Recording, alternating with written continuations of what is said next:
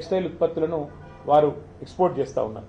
అట్లాగే పక్కన దక్షిణ కాశీగా పేరుపడ్డ వేములవాడ కూడా అదే సర్క్యూట్లో ఉంది. కాబట్టి రాజరాజేశ్వర స్వామి దేవాలయం అక్కడే ఉంది. లక్షలాది మంది మరి ఆ దేవాలయాన్ని కూడా సందర్శిస్తూ ఉంటారు.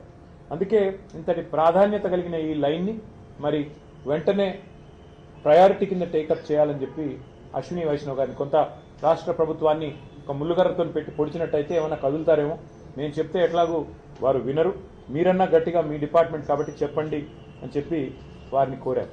దాంతోపాటు సిరిసిల్ల వేములవాడ రైల్వే స్టేషన్ కూడా అత్యాధునికమైన సౌకర్యాలతో అమృత్ భారత్ స్టేషన్ పథకంలో చేర్చాలని చెప్పి కూడా వారిని కోరారు.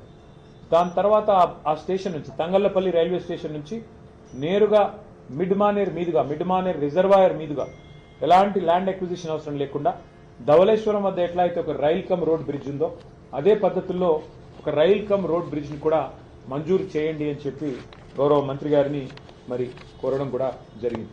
అట్లాగే ఇవాళ మీరు గమనించినట్టయితే హైదరాబాద్ నుంచి ఇవాళ వరంగల్ మీదుగా మన కాజీపేట జంక్షన్ మీదుగా మనకు ఢిల్లీ రైళ్లు అన్నీ వస్తూ ఉంటాయి. అట్లా కాకుండా అటు లోడ్ ఎక్కువ పెరిగింది కాబట్టి రేపు కరీంనగర్ నుంచి ఇటు మంచిర్యాల వైపు నుంచి తీసుకొని పోవాలి రైళ్లు అంటే ప్రత్యామ్నాయంగా ఎలక్ట్రిఫికేషన్ జరగాలి. లేన్ ఎలక్ట్రిఫికేషన్, రూట్ ఎలక్ట్రిఫికేషన్ జరగాలి. ఇవాళ ఈ రైల్వే లైన్ ఏదైతే ఉందో కొత్తపల్లి మనోహరాబాద్ దీన్ని సంపూర్ణంగా ఎలక్ట్రిఫికేషన్ కూడా టేకప్ చేయాలని చెప్పి మంత్రి గారిని విజ్ఞప్తి చేశాము. ప్రధానమంత్రి గారు ఏదైతే చెప్తున్నారో PM గతి శక్తి అని ఆ లక్ష్యాలు అందుకోవాలంటే ఎలక్ట్రిఫికేషన్ కూడా చేయాలి, తద్వారా లోడ్ కూడా తగ్గాలి అని చెప్పి కూడా వారికి విజ్ఞప్తి చేయడం జరిగింది. అట్లాగే మంత్రి గారికి ప్రత్యేకంగా ఇంకో విషయం కూడా చెప్పాను. వారు IT మంత్రి కూడా, రైల్వే మంత్రి మాత్రమే కాదు IT శాఖ మంత్రిగా కూడా ఉన్నారు. కాబట్టి వారికి చేసిన విజ్ఞప్తి ఏమంటే గతంలో కేసీఆర్ గారి నాయకత్వంలో మేము అన్ని పాత జిల్లా కేంద్రాలలో ఆదిలాబాద్ కావచ్చు, కరీంనగర్ కావచ్చు, నల్లగొండ కావచ్చు, మహబూబ్ నగర్ కావచ్చు, ఖమ్మం, కరీంనగర్, నిజామాబాద్ అన్ని చోట్ల IT టవర్లు కట్టాం. మొత్తం ప్రతి చోట 50,000 స్క్వేర్ ఫీట్ల పైన IT టవర్లు కట్టాం.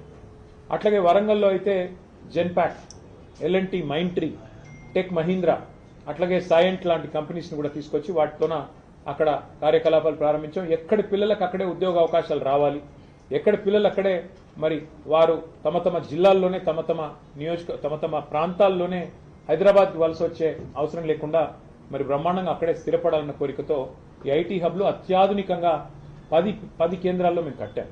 ఇవాళ అవన్నీ కూడా కాంగ్రెస్ ప్రభుత్వం వచ్చిన తర్వాత దివాలా తీసి బూత్ బంగ్లాలుగా మారిపోయే పరిస్థితి వచ్చింది.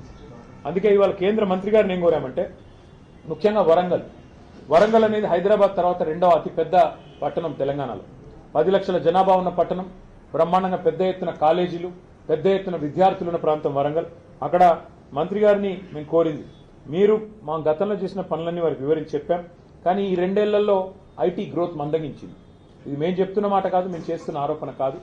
9,46,000 ఉద్యోగాలు మేము మా ప్రభుత్వం వైదొలిగిన నాడు హైదరాబాద్, తెలంగాణలో 9,46,000 IT ఉద్యోగాలు ఉన్నాయి. మరి ఈరోజు మన రాష్ట్ర ప్రభుత్వం వాళ్ళు చెప్తున్న మాటలే. గవర్నర్ గారి ప్రసంగంలో చెప్పారు 7,000 ఉద్యోగాలు తగ్గాయి, ఇప్పుడు కేవలం 9,39,000 ఉద్యోగాలు ఉన్నాయని. మొన్న బడ్జెట్ ప్రసంగంలో బట్టి విక్రమార్క చెప్పారు, ఆర్థిక మంత్రి గారు, డిప్యూటీ సీఎం గారు, కేవలం 9,39,000 అంటే మేము దిగిపోయిన నాడున్న ఉద్యోగాల కంటే 7,000 ఉద్యోగాలు ఇవాళ రాష్ట్రంలో IT రంగంలో తగ్గినాయని చెప్పి రాష్ట్ర ప్రభుత్వమే స్వయంగా ఒప్పుకుంటా ఉంది. దీనికి కారణాలు ఏమైనప్పటికీ ఇవాళ మంత్రి గారిని మేము అడిగింది ఏమంటే ఇన్ఫ్రాస్ట్రక్చర్ ఉంది. వరంగల్లో బ్రహ్మాండమైన IT హబ్ కట్టినాం. అక్కడ ఒక India AI centre, India artificial intelligence centre, India data lab వరంగల్లో కేంద్ర ప్రభుత్వం అక్కడ ఉన్న ఇన్ఫ్రాస్ట్రక్చర్ను వినియోగించుకుని ఏర్పాటు చేయండి. హైదరాబాద్ తర్వాత అంత ప్రాముఖ్యత ఉన్న నగరం వరంగల్, కాబట్టి తెలంగాణలోనే మరి 2వ అతిపెద్ద నగరం వరంగల్, అక్కడ ఏర్పాటు చేయండి ఇండియా AI ల్యాబ్, ఒక ఇండియా AI సెంటర్ లేదా ఇండియా AI డేటా ల్యాబ్ ఏర్పాటు చేయండి అని చెప్పి కొత్త పాలసీలో భాగంగా వారిని కోరడం జరిగింది. అట్లాగే కరీంనగర్, ఖమ్మం అక్కడ సైబర్ సెక్యూరిటీకి సంబంధించిన ఒక ఆర్టిఫిషియల్ ఇంటెలిజెన్స్ కేంద్రాన్ని ఏర్పాటు చేయండి, సెంటర్ ఆఫ్ ఎక్సలెన్స్ ఏర్పాటు చేయండి అని వారిని కోరారు. అట్లాగే సెమీ కండక్టర్ డిజైన్ మరియు డీప్ టెక్ రంగాల మీద మరి దృష్టి సారించే విధంగా STPI centre, software technology parks of India సెంటర్లను, centre of excellence, centre for entrepreneurship కూడా ఏర్పాటు చేయండి. మీకు ఇష్టమైన చోట, అది మహబూబ్నగర్ కావచ్చు, నల్లగొండ కావచ్చు, మీకు ఇష్టమైన చోట ఈ 10 ప్రాంతాలు ఉన్నాయి. ఎక్కడ మీకు అనుకూలంగా ఉంటే అక్కడ మీరు దయచేసి ఇది కూడా ఏర్పాటు చేయండి. సో ఒక centre of excellence, of STPI on entrepreneurship ఏర్పాటు చేయమని కోరాం. దాంతోపాటు మరి అందుబాటులో ఉన్న ఈ IT టవర్లలో అన్ని మౌలిక సదుపాయాలు ఉన్నాయి. రాష్ట్రమంతా T-Fiber కార్యక్రమాన్ని కూడా మా ప్రభుత్వమే చేసింది. కనెక్టివిటీ రాష్ట్రం అంతటా కూడా ఉంది. కాబట్టి పాలసీ ఫ్రేమ్వర్క్ కూడా సిద్ధంగా ఉంది. ఇన్ఫ్రాస్ట్రక్చర్